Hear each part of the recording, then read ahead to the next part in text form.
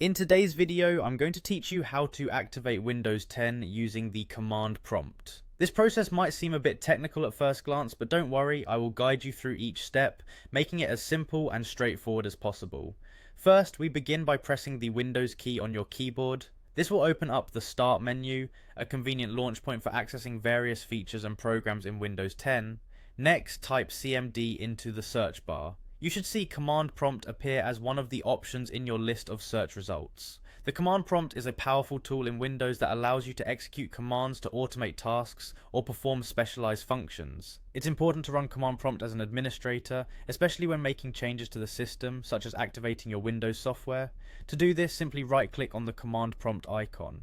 You'll be presented with a list of options, and here you should select Run as Administrator.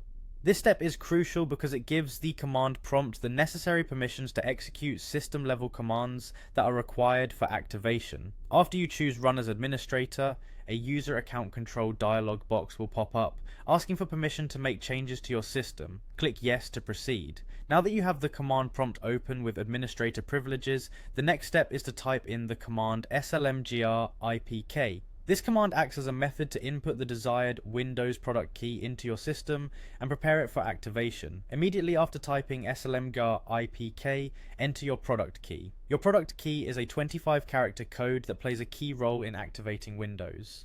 Ensure you type it correctly to avoid any errors. Once you have entered the product key, press enter. This will execute the command, allowing you to proceed to the next step. Finally, you need to type in slmgr80 and press enter again. This command activates Windows and completes the process.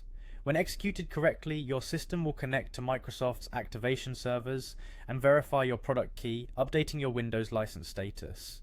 With these steps, you have successfully activated Windows 10 using the command prompt. Remember, ensuring you have a valid and legitimate product key is important for this process to work smoothly and to keep your Windows system updated with the latest features and security patches.